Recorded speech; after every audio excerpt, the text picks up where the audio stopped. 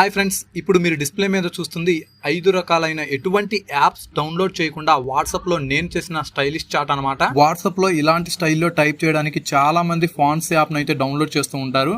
కానీ మీకు ఎలాంటి యాప్స్ డౌన్లోడ్ చేయాల్సిన పనే లేదు. మీ వాట్సాప్ కీబోర్డ్లోనే ఇవి ఉంటాయి. అయితే మీరు కూడా ఇవి ఎలా టైప్ చేయాలో తెలుసుకోవాలి అంటే ఖచ్చితంగా ఈ వీడియోని అయితే ఎండింగ్ వరకు చూడండి. ఒక్కటి మాత్రం చెప్తున్నా ఫ్రెండ్స్, 100% అయితే ఇవి వర్క్ అవుతాయి. ఒక్కవేళ వర్క్ కాకపోతే కామెంట్లో మీరు ఎలా తిట్టినా కూడా నేనైతే భరిస్తాను. ఇక సుత్తి సోది అనేవి ఏవి లేకుండా అయితే వీడియోలోకి వెళ్ళిపోదాం. ఇక ఈ స్టైల్స్ అనేవి వాట్సాప్లో ఎలా టైప్ చేయాలో చూడండి. ఫ్రెండ్స్, మీకు అర్థం అవడం కోసం అయితే చెప్తున్నాను, జాగ్రత్తగా చూడండి. ముందుగా అయితే నా మొబైల్లో వాట్సాప్ని అయితే ఓపెన్ చేస్తున్నా. ఓపెన్ చేసిన తర్వాత ఎగ్జాంపుల్ కోసం నా ఫ్రెండ్ చాట్లో అయితే నేను టైప్ చేస్తున్నాను. చూడండి, నేను చెప్పిన 5 స్టైల్స్లో ఫస్ట్ ఫాంట్ స్టైల్ వచ్చేసి బోల్డ్ ఫాంట్ స్టైల్ అన్నమాట. ఈ స్టైల్ కోసం మీరు టైప్ చేయాల్సిందల్లా, మీరు టెక్స్ట్ రాసే ముందు ఫస్ట్ ఆస్ట్రిక్ అంటారు. ఈ ఆస్ట్రిక్ని మన భాషలో చెప్పాలంటే స్టార్ అనమాట.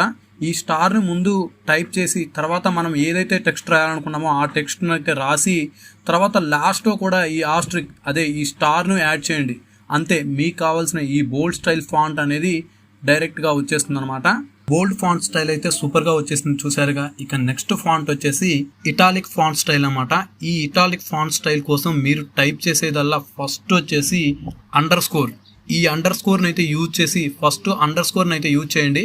యూజ్ చేసిన తర్వాత మీరు టైప్ చేసిందల్లా ఇందాక బోల్డ్ స్టైల్లో ఎలాగైతే టెక్స్ట్ చేశారో అలాగే టెక్స్ట్ని యాడ్ చేయండి. మళ్ళీ లాస్ట్లో కూడా ఈ అండర్ స్కోర్ని అయితే యాడ్ చేయండి. అంతే, మీకు కావాల్సిన ఇటాలిక్ ఫాంట్ స్టైల్ అయితే వచ్చేస్తుంది. ఇక థర్డ్ ఫాంట్ వచ్చేసి మోనోస్పేస్ ఫాంట్ అనమాట. ఈ ఫాంట్ స్టైల్ కోసం మీరు చేయాల్సిందల్లా కీబోర్డ్లో ఒక బ్యాక్ టిక్ అనే ఒక కీవర్డ్ అయితే ఉంటుంది. దీన్ని 3 times అయితే యూజ్ చేయాలి. ఫస్ట్ మనం టెక్స్ట్ రాసే ముందు అయితే ఈ 3 times అయితే దీన్ని మనం యాడ్ చేయాలన్నమాట. యాడ్ చేసిన తర్వాత సేమ్ మనం పైన ఎలాగైతే టెక్స్ట్ రాసామో అలా రాసి మళ్ళీ లాస్ట్లో కూడా ఈ బ్యాక్ టిక్ అనేది 3 times అనేది ఇవ్వాలి.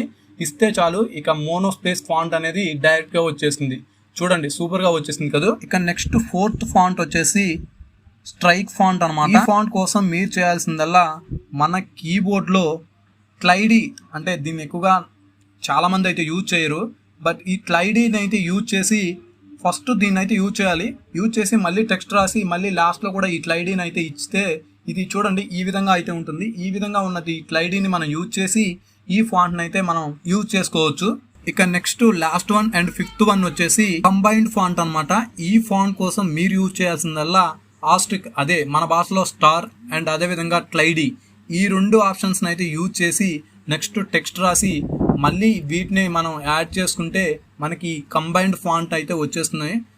ఫ్రెండ్స్, ఈ 5 రకాల ఫాంట్స్ కోసం మనం ఎలాంటి యాప్స్ని అయితే డౌన్లోడ్ చేయకుండా అలా సింపుల్గా మన వాట్సాప్ కీబోర్డ్ ద్వారా అయితే మనం వీటిని టైప్ చేయవచ్చు. ఫ్రెండ్స్, ఈ ఫాంట్స్ అయితే మీకు యూజ్ అవుతాయి అనుకుంటున్నాను.